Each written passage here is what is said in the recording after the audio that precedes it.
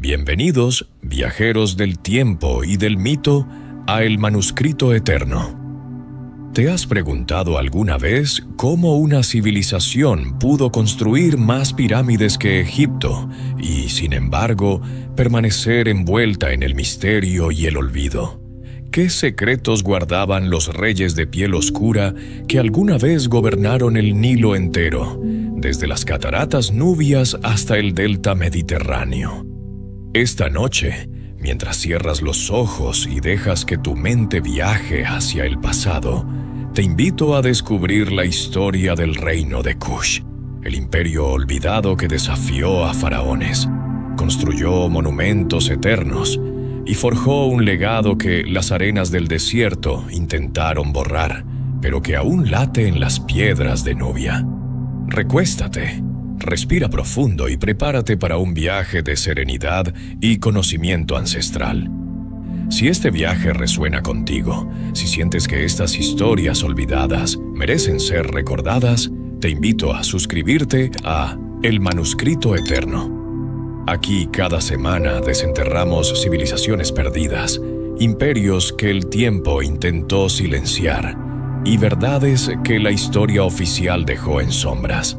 Activa la campanita para que cada nuevo manuscrito llegue a ti como un susurro del pasado.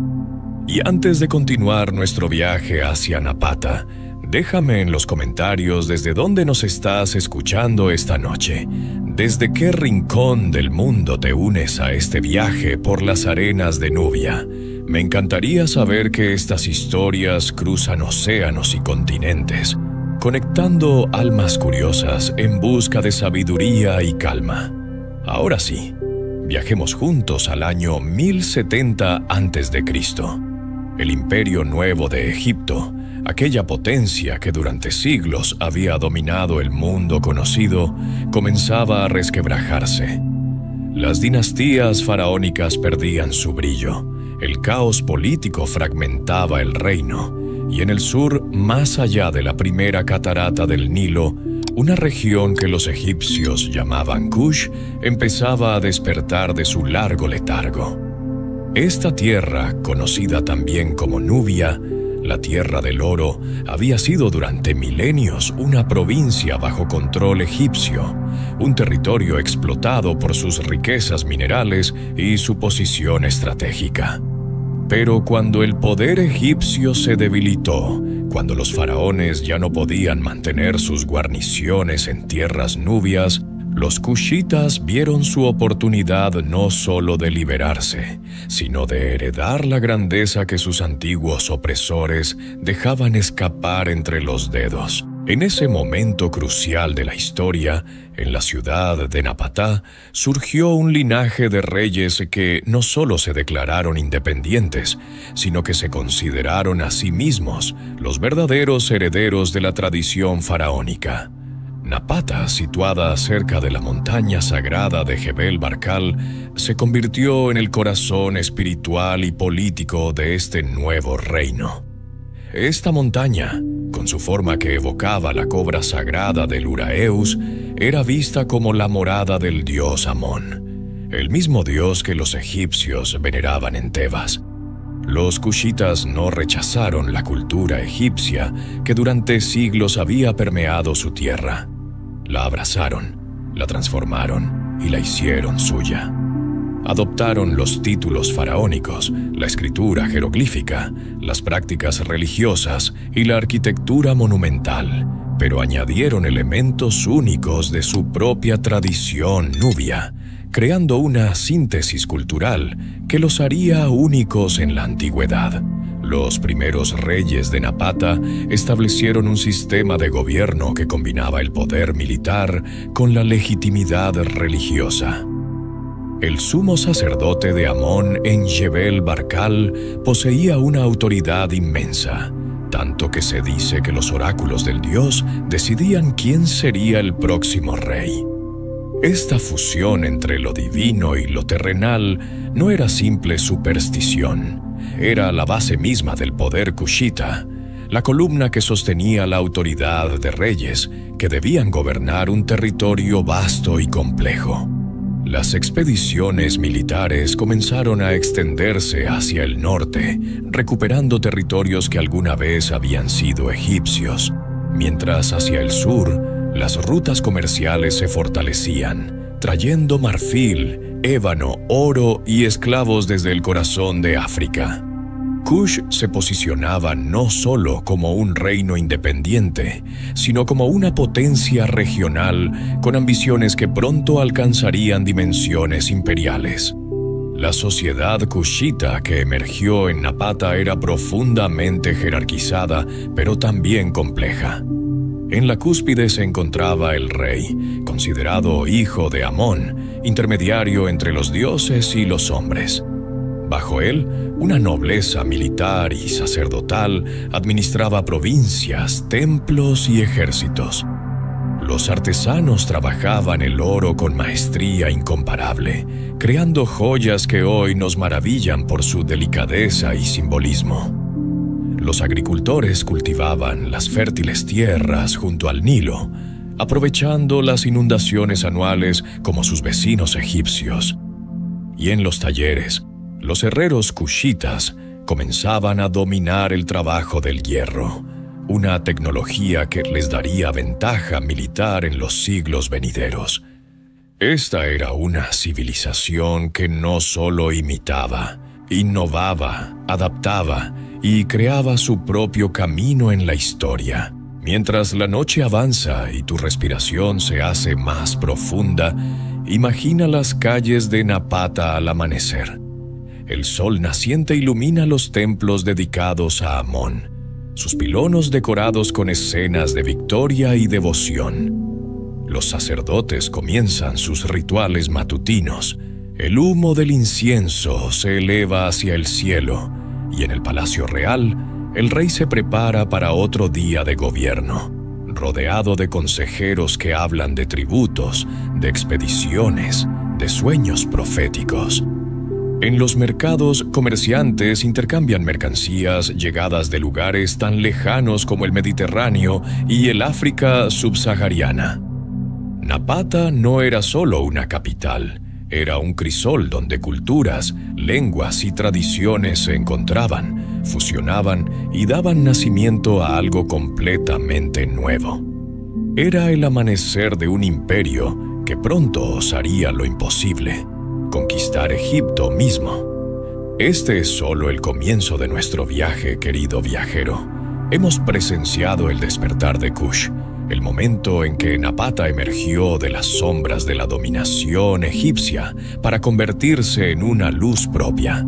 Pero esta luz pronto brillaría con tal intensidad que iluminaría todo el valle del Nilo. En los próximos capítulos veremos cómo estos reyes nubios se convertirían en faraones de Egipto, cómo construirían más pirámides que los propios egipcios, y cómo su legado, aunque olvidado por muchos, permanece inscrito en la piedra y en el misterio. Por ahora, deja que estas imágenes del antiguo Kush te acompañen hacia el descanso. Respira la arena cálida del desierto nubio, escucha el murmullo del Nilo fluyendo hacia el norte y descansa sabiendo que la historia aún tiene mucho que revelarnos. Mientras el viento nocturno susurra entre las dunas, continuamos nuestro viaje hacia uno de los momentos más extraordinarios de la antigüedad. Hemos visto nacer a Kush en Napata, hemos contemplado su despertar como reino independiente. Ahora, viajero del tiempo, prepárate para presenciar algo que desafió toda lógica histórica. El momento en que los conquistados se convirtieron en conquistadores, cuando los reyes de Nubia no solo igualaron a Egipto, sino que tomaron su trono y se proclamaron faraones legítimos.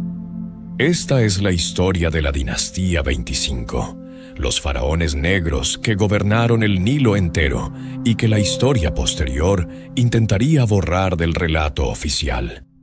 Respira profundo y déjate llevar por esta epopeya de poder, fe y determinación. Corrían los años del siglo VIII a.C. Egipto, otrora potencia indiscutible del mundo antiguo, se encontraba fragmentado en pequeños reinos rivales. El delta estaba dividido entre dinastías locales que se disputaban el poder, mientras que en el sur, Tebas mantenía cierta autonomía bajo gobernantes débiles. El caos político había reemplazado al orden faraónico.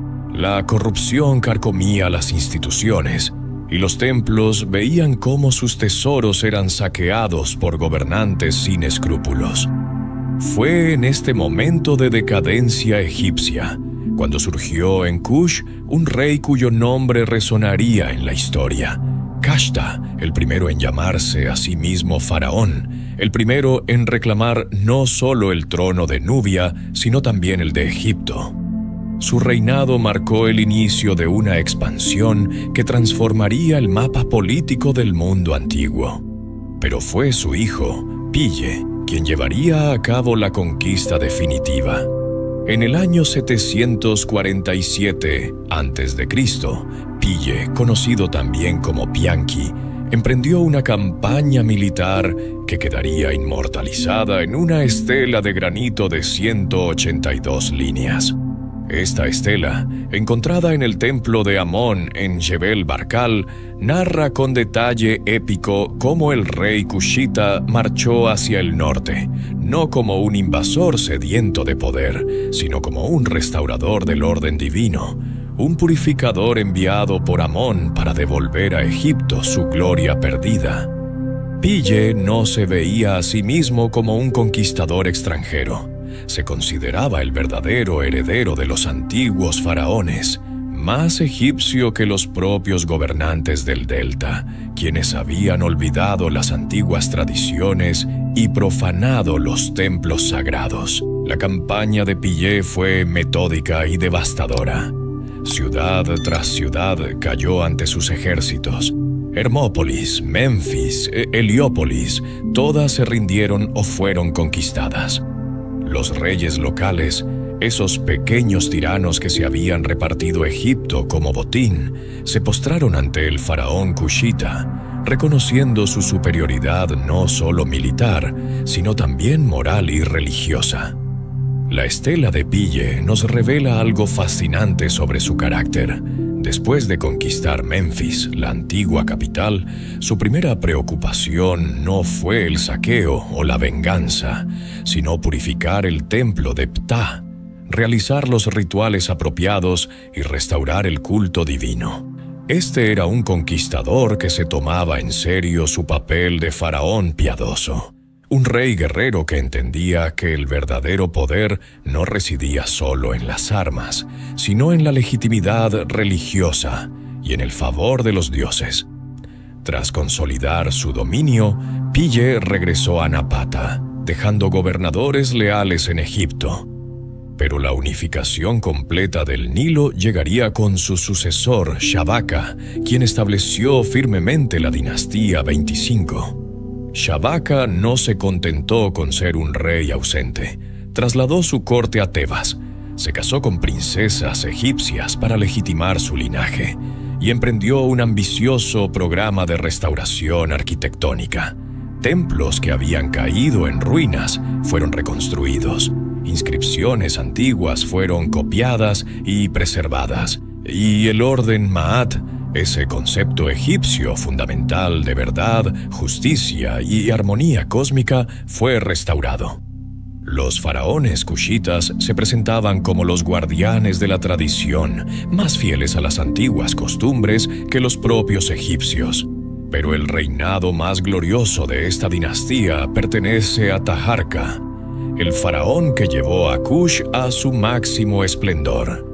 Taharka gobernó durante 26 años, desde el 690 a.C. hasta el 660 y anillo, y su reinado representó el apogeo del poder cushita. Este faraón emprendió construcciones monumentales tanto en Egipto como en Nubia. Erigió pilonos en Karnak, el templo más sagrado de Egipto. Construyó santuarios en Kawa y Sanam en territorio cushita, y dejó su nombre inscrito en monumentos desde el delta hasta más allá de la Quinta Catarata. Taharkai era un guerrero formidable, un constructor incansable y un devoto del dios Amón. Las representaciones artísticas de su época nos lo muestran con los rasgos nubios característicos: piel oscura, labios gruesos, nariz ancha, pero portando todos los símbolos del poder faraónico: la doble corona, el uraeus, el cetro y el mayal. Sin embargo, el destino tenía reservadas pruebas terribles para Taharka. Desde el este, el imperio asirio, la mayor potencia militar de la época, había puesto sus ojos en Egipto. Los asirios, con su maquinaria bélica superior y sus tácticas despiadadas, invadieron el delta repetidamente. Taharka luchó con valentía, defendiendo su reino adoptivo con la ferocidad de quien defiende algo sagrado. Pero los asirios eran implacables. En el año 667 a.C., el rey asirio Asurbanipal saqueó Tebas, la ciudad santa, en un acto de devastación que horrorizó al mundo antiguo. Taharka fue forzado a retirarse a Napata, donde murió poco después, con el corazón probablemente roto al ver cómo el imperio que había construido comenzaba a desmoronarse. Mientras descansas esta noche, reflexiona sobre estos faraones negros que desafiaron las expectativas de su época: Pille, Shabaka, Taharka, nombres que merecen ser pronunciados con reverencia, reyes que probaron que la grandeza no conoce color de piel ni fronteras geográficas. Ellos fueron los últimos verdaderos faraones de Egipto, los últimos en gobernar con la antigua piedad y majestuosidad. Aunque fueron expulsados por los asirios, aunque la historia posterior intentaría minimizar su legado, su huella permanece indeleble en las piedras de Karnak, en las estelas de Napata, en el eco de sus nombres susurrando a través de los milenios.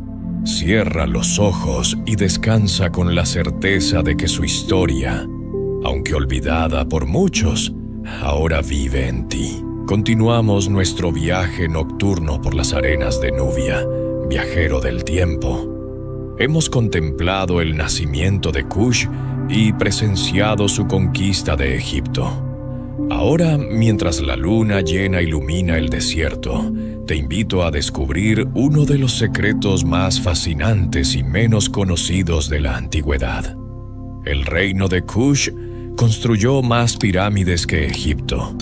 255 pirámides se elevan en suelo nubio, testimonio silencioso de una tradición funeraria que honraba a sus gobernantes con la misma devoción que los antiguos faraones. Estas pirámides, más pequeñas pero igualmente sagradas, nos hablan de una civilización que no solo heredó tradiciones, sino que las transformó en algo único y profundamente suyo. Respira hondo y déjate envolver por el misterio de estas tumbas eternas.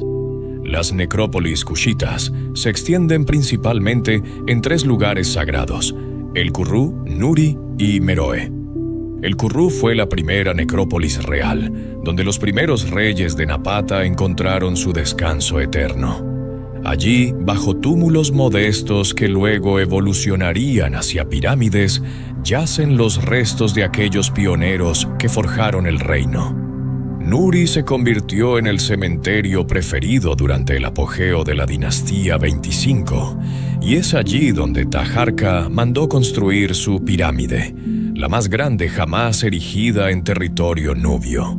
Pero es en Meroe, la capital posterior del reino, donde encontramos la mayor concentración de estas estructuras sagradas. Más de 40 pirámides reales se agrupan en colinas cercanas a la ciudad, creando un paisaje que aún hoy sobrecoge al viajero que las contempla. Estas pirámides, aunque más estilizadas y empinadas que sus contrapartes egipcias, compartían el mismo propósito fundamental: asegurar la transición del rey o la reina hacia la vida eterna. La arquitectura piramidal kushita posee características distintivas que la diferencian de la egipcia. Las pirámides de Kush son considerablemente más pequeñas. Raramente superan los 30 metros de altura y presentan ángulos más pronunciados, generalmente entre 60 y 70 grados, lo que les confiere una apariencia más aguda y esbelta. La entrada a la cámara funeraria no se encuentra dentro de la pirámide misma, sino en una capilla adosada al lado este de la estructura, donde se realizaban las ofrendas y rituales funerarios. Las paredes de estas capillas estaban decoradas con relieves que mostraban al difunto en presencia de dioses, recibiendo ofrendas o siendo guiado hacia el más allá. Estas imágenes, aunque seguían convenciones egipcias, incorporaban elementos propios de la iconografía nubia, tocados característicos, joyería específica y escenas que reflejaban la vida cortesana kushita. Lo verdaderamente extraordinario de las pirámides kushitas no es solo su número, sino lo que representaban para esta civilización. Mientras Egipto había abandonado la construcción de pirámides siglos atrás, los kushitas revivieron esta tradición ancestral, proclamándose herederos legítimos de los constructores de las grandes pirámides de Giza. Cada pirámide era un acto de fe, una declaración de continuidad cultural, un puente entre el pasado glorioso y el presente kushita. Los reyes y reinas de Kush, al elegir ser enterrados bajo pirámides, afirmaban su conexión con los antiguos faraones, su derecho a gobernar no solo Nubia, sino también, cuando fue posible, el propio Egipto. Era una forma de arquitectura que hablaba no solo de muerte, sino de legitimidad, poder y eternidad. Pero las pirámides no eran los únicos monumentos sagrados de Kush. Los templos dedicados al dios Amón dominaban el paisaje religioso del reino. El templo de Jebel Barkal, construido al pie de la montaña sagrada, era el equivalente kushita de Karnak en Egipto. Allí los sacerdotes realizaban rituales diarios, consultaban oráculos divinos y coronaban a los nuevos reyes bajo la mirada del dios. Los pilonos del templo estaban decorados con escenas de victoria militar y devoción religiosa, mostrando al rey, ofreciendo tributo a Amón o sometiendo enemigos bajo sus pies. Estos templos no eran simplemente lugares de culto, eran centros de poder político, económico y espiritual, donde se tomaban decisiones que afectaban a todo el reino. Los sacerdotes de Amón poseían tierras extensas, controlaban tesoros, y su palabra podía legitimar o derrocar a un monarca. La vida religiosa kushita era una fascinante mezcla de tradiciones egipcias y nubias. Aunque Amón era el dios supremo, otros dioses del panteón egipcio, como Osiris, Isis y Horus, también recibían veneración. Pero junto a ellos, dioses específicamente nubios mantenían su importancia, como Apedemac, el dios león de la guerra, representado con cabeza leonina y cuerpo humano armado para la batalla. Este sincretismo religioso reflejaba la naturaleza dual de la identidad kushita, egipcia en forma, nubia en esencia. Los rituales funerarios combinaban el libro de los muertos egipcio con prácticas nubias ancestrales. Los difuntos eran momificados siguiendo técnicas egipcias, pero a menudo se les enterraba con objetos característicamente kushitas, cerámica local, armas nubias, joyas con diseños propios. Las costumbres funerarias kushitas incluían sacrificios que horrorizarían a los egipcios de épocas posteriores. En algunas tumbas reales se han encontrado evidencias de que sirvientes, guardias e incluso caballos eran sacrificados para acompañar al rey en su viaje al más allá. Esta práctica, común en muchas culturas antiguas, pero abandonada en Egipto hacía milenios, persistió en Kush durante siglos. No era crueldad, sino devoción llevada a su extremo. Se creía que el rey necesitaría su séquito completo en la otra vida, y quienes le acompañaban en la muerte compartirían su gloria eterna. Estas prácticas nos recuerdan que, aunque Kush admiraba a Egipto, nunca fue una simple copia. Era una civilización con sus propias creencias, sus propios códigos, su propia visión del cosmos y del destino humano. Mientras la noche avanza y tu cuerpo se hunde más profundamente en el descanso, imagina las pirámides de Meroe al amanecer. El sol naciente tiñe de oro sus caras orientales, las sombras se alargan hacia el oeste, y por un momento puedes casi escuchar los cánticos de los sacerdotes antiguos, el llanto de los dolientes, el silencio solemne de las procesiones funerarias. Estas pirámides no son solo piedra, son memoria solidificada, historia que se niega a ser olvidada, susurros de reyes y reinas que aún esperan que alguien recuerde sus nombres. 255 pirámides, cada una con su historia, cada una guardando secretos que las arenas no han revelado completamente. Descansa ahora, viajero, sabiendo que en el próximo capítulo exploraremos cómo vivía esta civilización más allá de monumentos y tumbas, en el pulso cotidiano de mercados, talleres y hogares. Hemos contemplado pirámides y templos, hemos caminado junto a faraones y sacerdotes. Pero ahora, querido viajero nocturno, es momento de descender de los monumentos y adentrarnos en las calles de Kush, donde la vida fluía con el ritmo cotidiano de mercados bulliciosos, talleres humeantes y hogares donde familias compartían historias al caer la noche. Porque un imperio no es solo sus reyes y sus piedras sagradas, es también el artesano que martilla el oro, el comerciante que cruza el desierto, el agricultor que espera la crecida del Nilo, la madre que enseña a su hija los secretos de la cerámica. Esta es la historia del corazón latiente de Kush, del imperio vivo que respiraba, trabajaba y soñaba bajo el sol nubio. Acomódate en el silencio de la noche y déjate llevar por el murmullo de una civilización en pleno esplendor. El comercio era la sangre vital del reino de Kush. Estratégicamente ubicado entre el África subsahariana y el Mediterráneo, Kush controlaba rutas comerciales que transportaban riquezas inimaginables.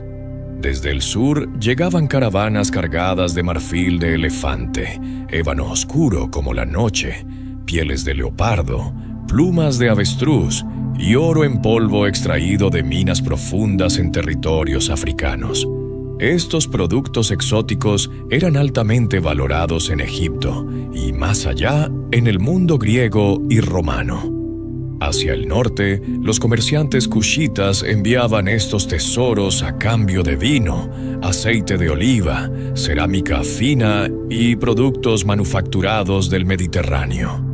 Las rutas caravaneras atravesaban el desierto de Nubia siguiendo antiguos caminos marcados por pozos y oasis, donde los mercaderes descansaban bajo las estrellas antes de continuar su travesía. Este intercambio no solo generaba riqueza, tejía conexiones culturales que enriquecían la vida kushita con influencias lejanas. Pero la verdadera fuente de poder económico de Kush radicaba en sus propios recursos naturales, especialmente el oro. Los nubios habían dado nombre a su tierra. Nubia probablemente deriva de Nub, la palabra egipcia para oro. Las minas de oro kushitas eran legendarias, y el metal precioso fluía en cantidades que asombraban a visitantes extranjeros. Los orfebres kushitas eran maestros de su arte, creando joyas de una delicadeza y sofisticación que rivalizaban con las mejores del mundo antiguo. Pectorales elaborados con técnicas de granulado, brazaletes con incrustaciones de cornalina y lapislázuli, pendientes en forma de carneros sagrados. Todo esto salía de talleres donde el conocimiento se transmitía de maestro a aprendiz a lo largo de generaciones. Estas joyas no eran mero adorno, comunicaban estatus, afiliación religiosa, identidad cultural. Cada pieza contaba una historia grabada en oro. Junto al oro, el hierro se convirtió en un pilar de la economía kushita. Los herreros de Meroe, especialmente, dominaron la metalurgia del hierro con maestría excepcional. Las montañas de escoria que aún hoy rodean las ruinas de Meroe testimonian la escala industrial de esta producción. El hierro kushita se forjaba en armas, espadas, lanzas, puntas de flecha que daban superioridad militar a los ejércitos del reino. Pero también se transformaba en herramientas agrícolas, en azadas que labraban la tierra fértil del Nilo, en implementos que facilitaban la vida cotidiana. El control de la tecnología del hierro no solo proporcionaba ventajas militares y económicas, simbolizaba el progreso técnico de una civilización que no se contentaba con imitar, sino que innovaba constantemente. Los hornos de fundición ardían día y noche, iluminando el cielo nocturno con su resplandor rojizo, mientras los martillos resonaban en un canto metálico que era la banda sonora del progreso kushita. La agricultura formaba la base de la subsistencia kushita. Las tierras junto al Nilo, fertilizadas por las inundaciones anuales, producían abundantes cosechas de cebada, trigo y sorgo. Los agricultores kushitas utilizaban sistemas de irrigación similares a los egipcios, canalizando las aguas del río hacia campos que de otro modo serían desierto estéril. Los jardines producían dátiles, uvas y vegetales diversos. El ganado, especialmente vacas y cabras, proporcionaba leche, carne y cuero.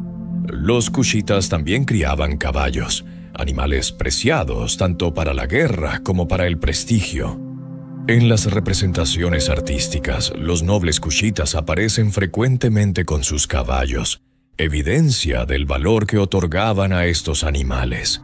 La vida agrícola seguía el ritmo eterno de las estaciones, el ciclo de siembra y cosecha que conectaba a los kushitas con la tierra de una manera profunda y espiritual.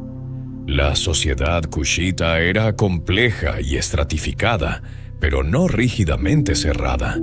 En la cúspide se encontraba la familia real, rodeada de una nobleza militar y sacerdotal.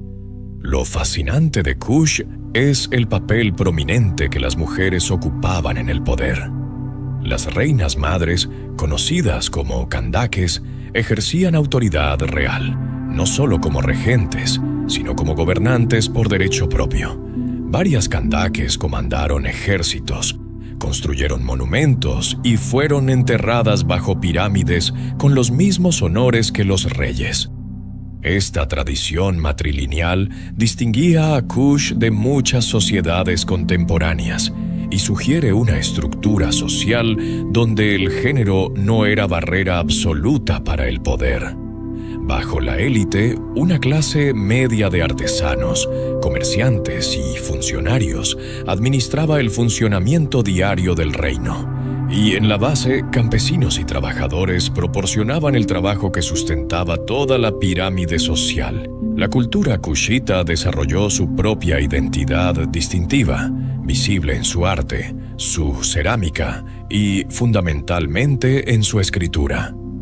Aunque inicialmente utilizaron jeroglíficos egipcios, eventualmente desarrollaron el meroítico, un sistema de escritura propio basado en un alfabeto de 23 signos.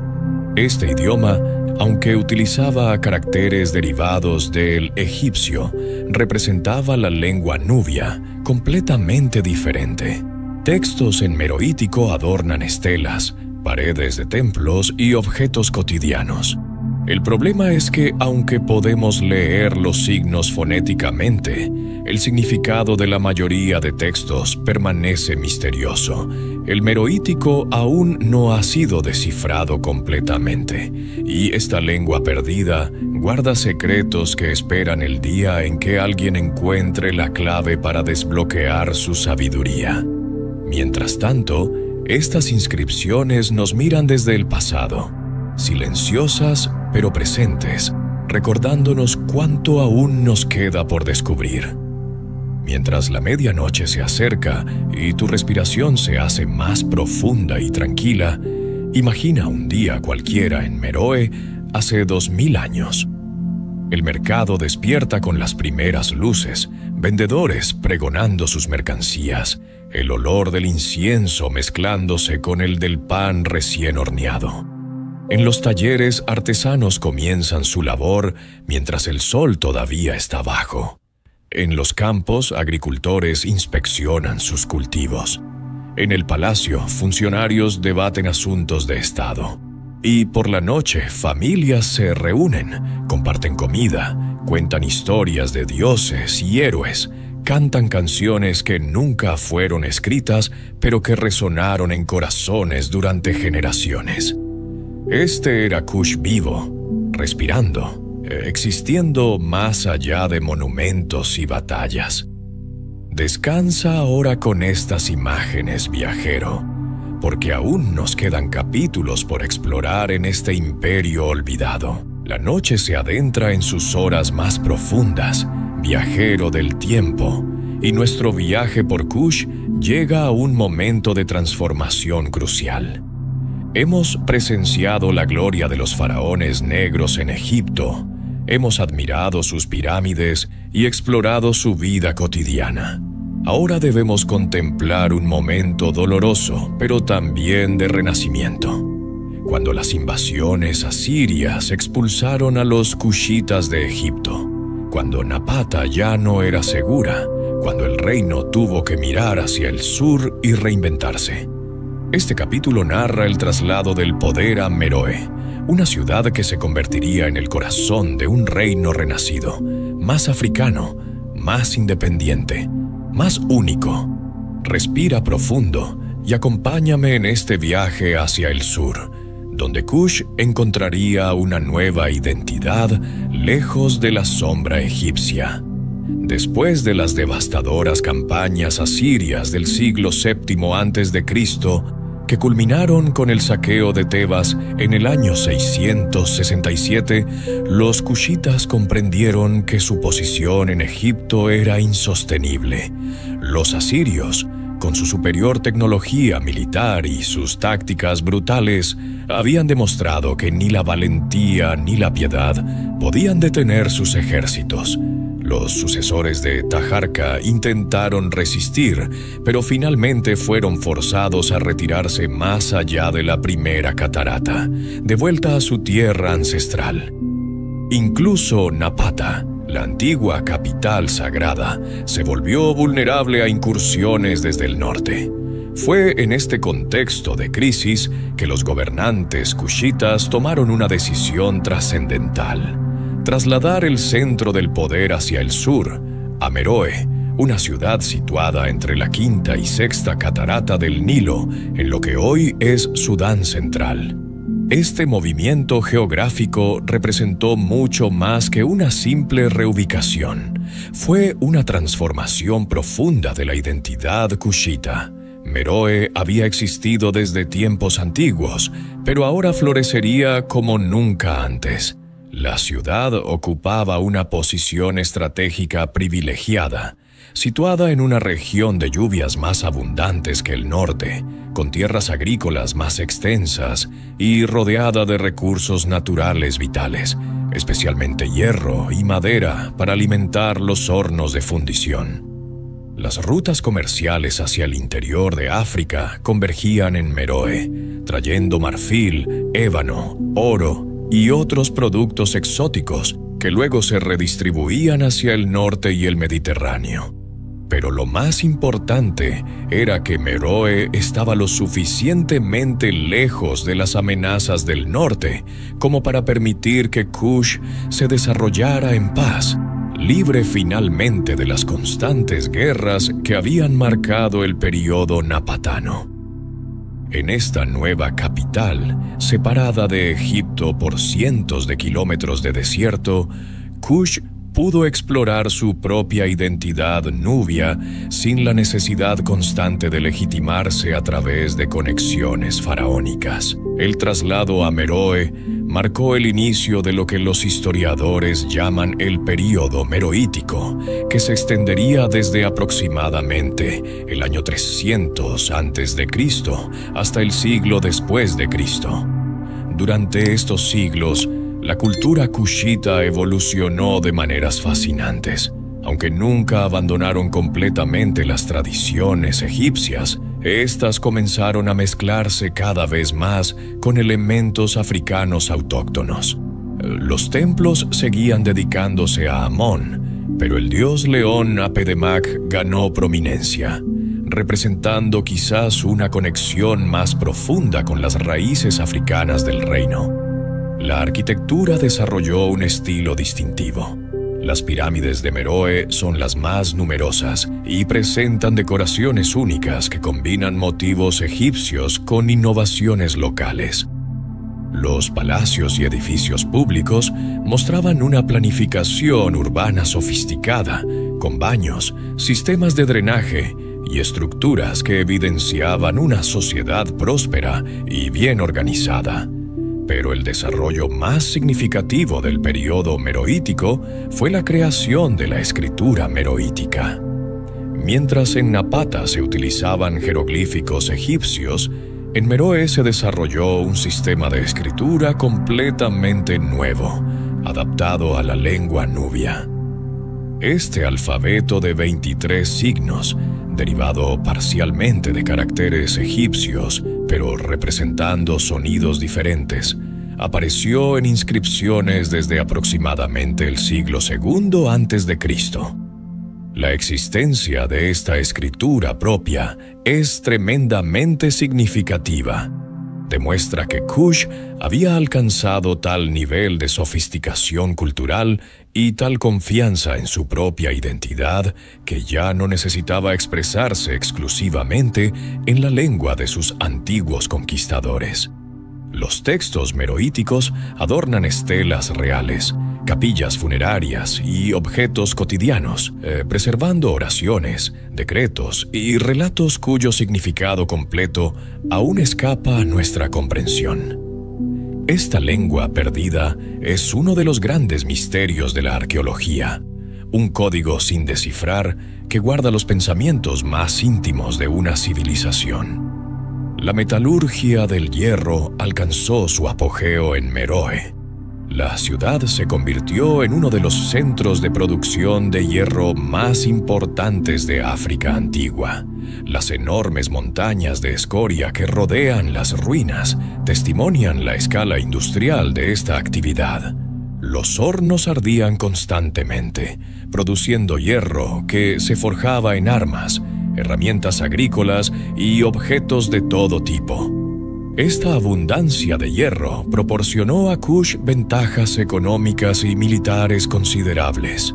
Las armas kushitas eran codiciadas, las herramientas permitían una agricultura más eficiente y el comercio del metal generaba riqueza que fluía hacia las arcas reales.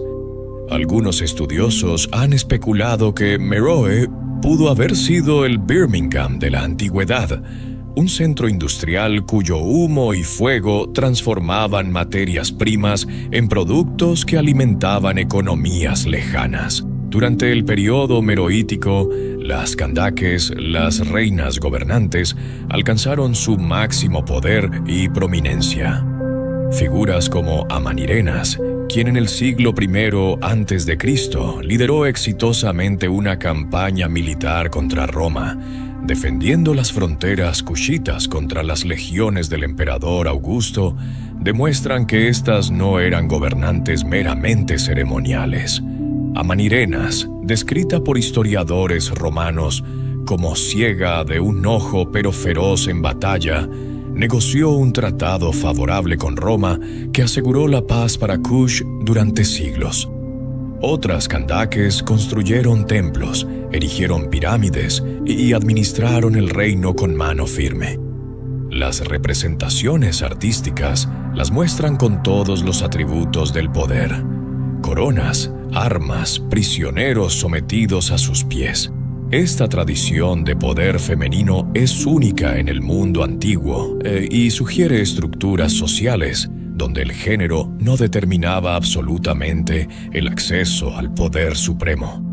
Mientras la noche avanza hacia el alba y tu sueño se hace más profundo, imagina a Meroe en su esplendor. Las pirámides se elevan contra el cielo estrellado. Los hornos de hierro brillan con luz rojiza en la oscuridad. El Nilo fluye eternamente hacia el norte, llevando barcos cargados de tesoros. En los templos, sacerdotes realizan rituales en meroítico, una lengua que suena diferente al egipcio, más africana, más propia. Esta es Kush renacida, un fénix surgido de las cenizas de la derrota egipcia. Más fuerte quizás por haber encontrado finalmente su verdadera voz. Descansa con estas imágenes, viajero, porque en nuestro último capítulo contemplaremos el inevitable crepúsculo de este imperio y el misterio eterno que dejó tras de sí. Llegamos al final de nuestro viaje nocturno, querido viajero del tiempo. Hemos recorrido más de 1500 años de historia kushita, desde el despertar de Napata hasta el esplendor de Meroe. Ahora debemos contemplar lo inevitable: el ocaso de este imperio olvidado, su desaparición gradual de las páginas de la historia y, paradójicamente, la permanencia eterna de su legado. Porque aunque los reinos caen y las civilizaciones se desvanecen, las piedras permanecen, los secretos perduran, y el eco de aquellos que alguna vez fueron sigue susurrando en el viento del desierto. Respira profundo una última vez y acompáñame en esta reflexión final sobre el destino de Kush y el misterio que aún nos convoca desde las arenas de Nubia. Durante siglos, Meroe había prosperado en relativa paz, protegida por su lejanía y fortalecida por su comercio. Pero ningún imperio es eterno, y las semillas del declive kushita comenzaron a germinar en los primeros siglos después de Cristo. El mundo estaba cambiando rápidamente alrededor de Kush. Nuevas potencias emergían, rutas comerciales se desviaban, y en el altiplano etíope, al este de Meroe, el reino de Aksum crecía en poder y ambición. Aksum, con acceso directo al Mar Rojo y vínculos comerciales con el Imperio Romano, el Mediterráneo Oriental y la India, comenzó a eclipsar a Meroe económicamente. Las caravanas que antes fluían a través de territorio kushita ahora tomaban rutas alternativas, privando a Meroe de los tributos y riquezas que habían sustentado su prosperidad. La economía kushita, tan dependiente del comercio de larga distancia, comenzó a debilitarse gradualmente, como un árbol cuyas raíces son lentamente cortadas. Pero el golpe definitivo vino en forma de invasión militar. En el siglo IV después de Cristo, alrededor del año 350, el rey aksumita Esana lanzó una campaña devastadora contra Kush. Las inscripciones de Esana, encontradas en estelas en Aksum, narran con orgullo cómo sus ejércitos marcharon contra los kushitas, destruyeron ciudades, quemaron campos y sometieron poblaciones. Aunque los detalles exactos son disputados por historiadores, parece claro que esta invasión infligió un daño catastrófico al reino meroítico. La ciudad de Meroe fue probablemente saqueada, sus templos profanados, su administración desmantelada. Los kushitas, que durante más de 1000 años habían resistido a asirios, persas, macedonios y romanos, finalmente sucumbieron ante un vecino que conocía bien su territorio y sus debilidades. Para el año 550 después de Cristo, el reino de Kush había dejado de existir como entidad política. Los últimos reyes desaparecieron sin dejar rastro en los registros históricos, y el silencio descendió sobre Nubia. Lo que siguió fue un periodo oscuro para la región. Grupos nómadas nubios, conocidos como Nova y Blemies, se asentaron en las antiguas tierras cushitas. La urbanización decayó, la escritura meroítica fue olvidada y las grandes tradiciones culturales se fragmentaron. Durante siglos, las pirámides de Meroe permanecieron abandonadas en el desierto, visitadas ocasionalmente por viajeros que se preguntaban quién las había construido.